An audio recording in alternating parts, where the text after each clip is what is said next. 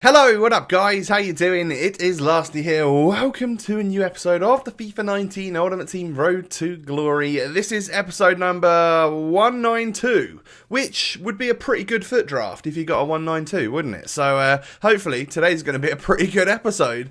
Now, moving on in to our squad. We're not actually going to be using this today. This is what we finished off the weekend league with in yesterday's episode and got one of our better finishes ever, but it was definitely one of our more stressful weekend leagues ever, as that seems to be the case all the time now. But switching out Cruyff and bringing in this Mbappe has actually, I think, been a really good choice. I really like this Mbappe. He's class in games. So yeah, I'm positive about the way things are going in terms of our main squad. But today is more about unlocking a certain foot birthday weekly objective player. And today, as you can tell by the title, the thumbnail, all that stuff, we are going for Naldo. Out of Ibra, Naldo, and Javinho, Naldo might be one of the easier ones to get into a squad and then potentially play as like a centre-back in game. I think that's where he would be the best.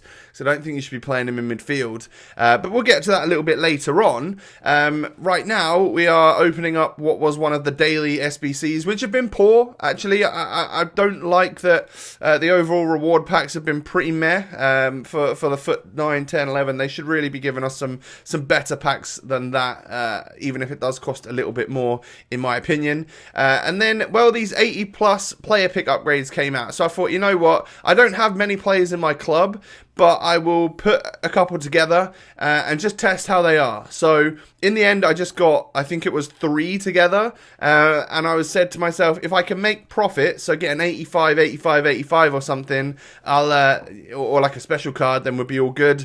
But anything less than that, and I probably won't do any more of these. So the first one opens up, we get Goretzka.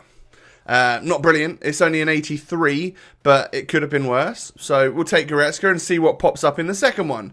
Open up the second one, and it is Rui Patricio. Now, I took the 83, even though Mendy might be more expensive, just because they're untradeable, and, you know, like, rating is kind of everything, really, isn't it? And then third pack pops up, and unfortunately, it's just another 83. So I know there are some people out there that have had a lot worse than this and just got 80 rated players every pack they've opened. So I'm all right with the fact that we got some 83s, but I won't be doing any more of them. I just can't see them being great value. So yeah, we'll leave them. Now, Squad Battles rewards came around, and I actually forgot to complete another game to get the foot swap player. So we missed out on that foot swap player, but I've already unlocked what I was going to unlock with foot swap anyway this month.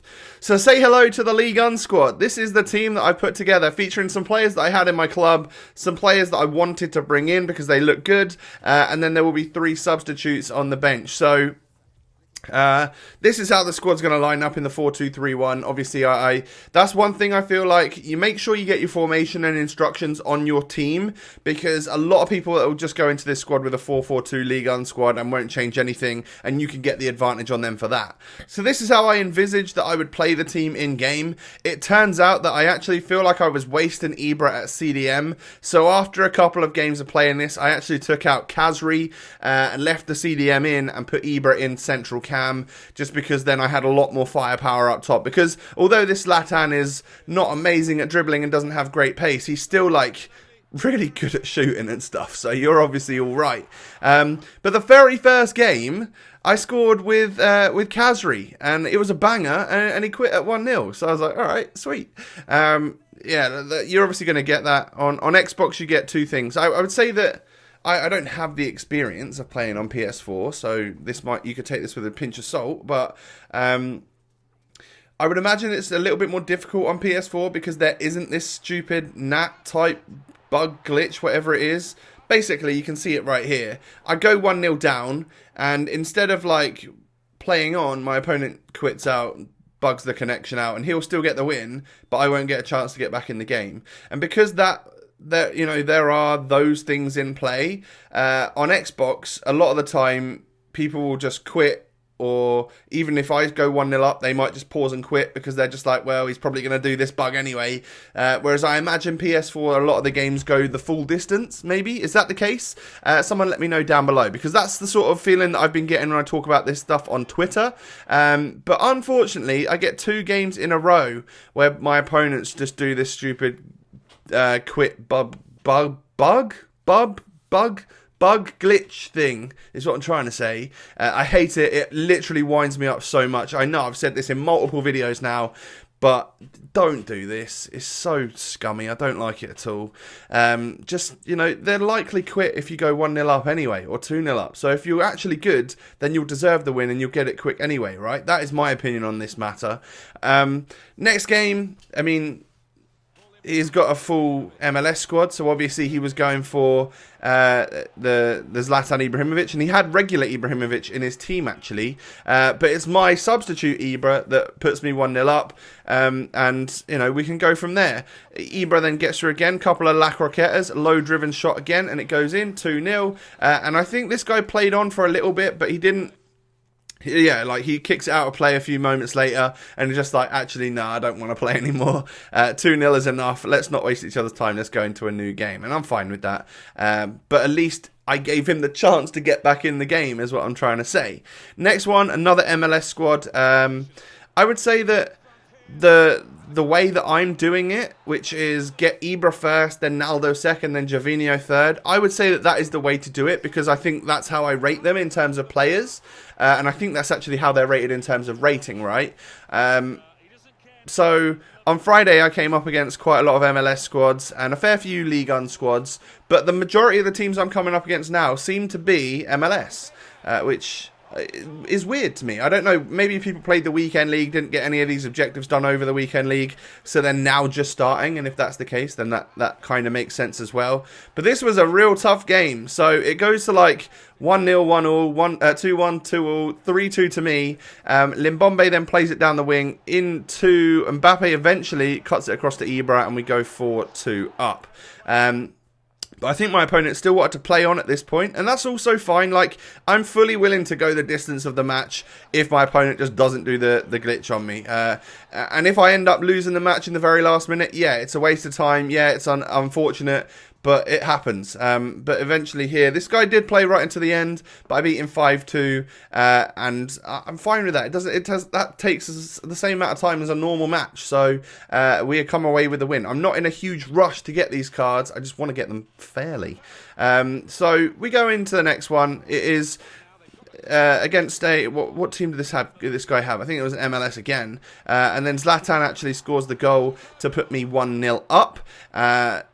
I think this guy was obviously going for Zlatan, wasn't he? But I think Zlatan ends up putting me 2-0 up here. And yeah, that's how the cookie crumbles. We're going to get the win from that one. And if you haven't done so already, guys, I need to ask you to hit that thumbs up button on today's video.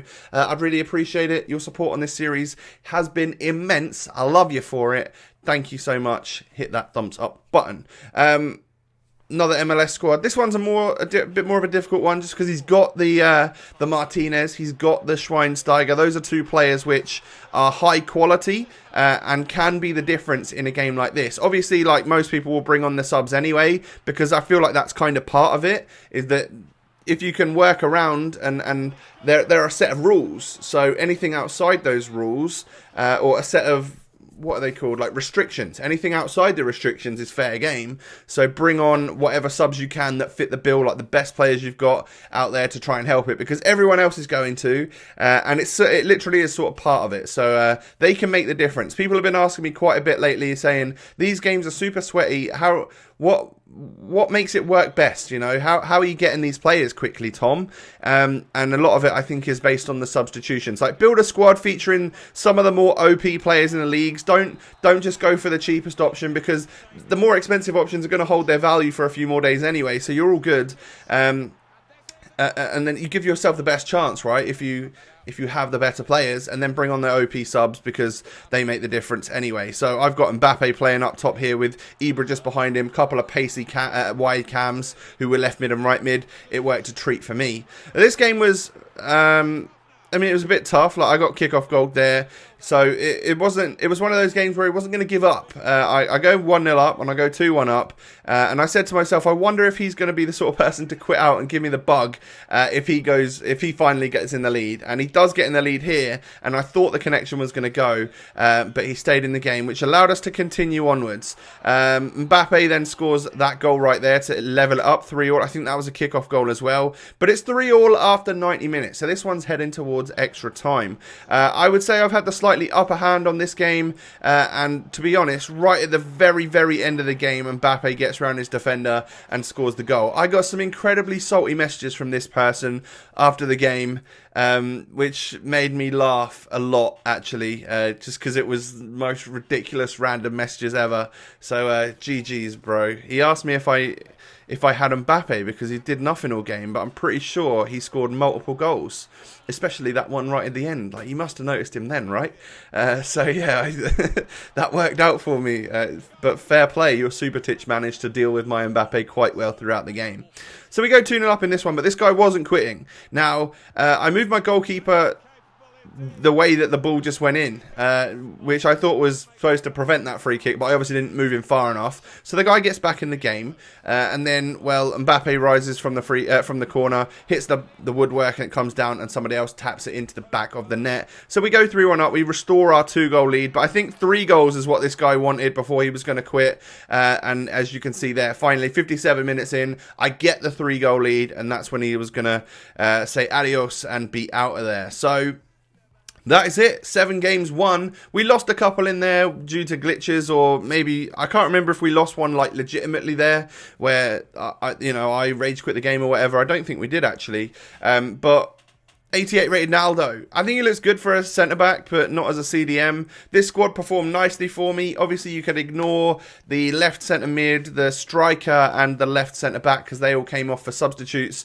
Ibra's got 9 contributions in 9 games. He was good. And then 21 contributions in 17 games for Mbappe. He's a god. I really, really, really like him. What a player. I'm glad that we've brought him into our squad. So in the next episode, it's obviously going to be us trying to unlock Javinho. He's the final one. So this is my objective pile right now from Carnival and from Foot Birthday. We've got Ibra, we've got Naldo, but there is still one to get, and that is Javinho from the Serie A. So in the next episode, we will be building a common Serie A team, trying to figure out which subs we can use to be most OP, and then we'll go through that, because I think we need 8 wins for that one to unlock the left-sided player. So yeah, I'm actually looking forward to it. I really, really like this gameplay. Online single matches, for some reason, much more fluid, and the gameplay is better than it was in Champs last weekend. So no complaints from me apart from the connection glitch, which I hate. Stop it.